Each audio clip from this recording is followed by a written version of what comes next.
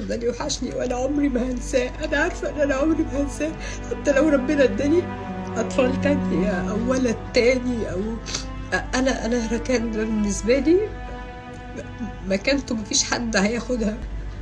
وعارفه ان ربنا اختبرني في اكتر حاجه انا بحبها في الدنيا، وعارفه ان ربنا اختار الاحسن،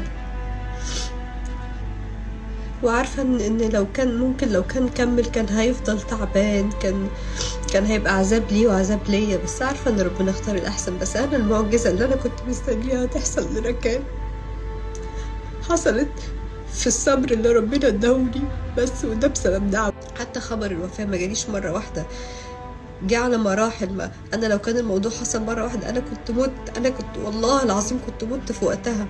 بس هو سبحان الله ربنا رحيم، وربنا بيسبب الاسباب وبيمهد المصيبة قبل ما بتحصل، وبينزل الصبر قبل ما المصيبة بتنزل.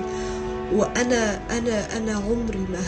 عمري ما هنسى دعويكم، وعمري ما هنسى وقفتكم جنبي. ناس ملايين دعت لركان، ملايين دعت لي حتى لغايه دلوقتي. انا ما قدرتش ان انا استنى كل الوقت ده، لان انا كل يوم كل دقيقه بتوصلني مسج طمنينا عليكي، احنا مش قادرين ان احنا نتخطى الموضوع، احنا عايزين نطمن عليكي. انا علاقتي بيكم مش علاقه حد على السوشيال ميديا وناس ما لا انتوا اكتر من كده بكتير. كميه الناس اللي جت، كميه الناس اللي دعت، كميه الناس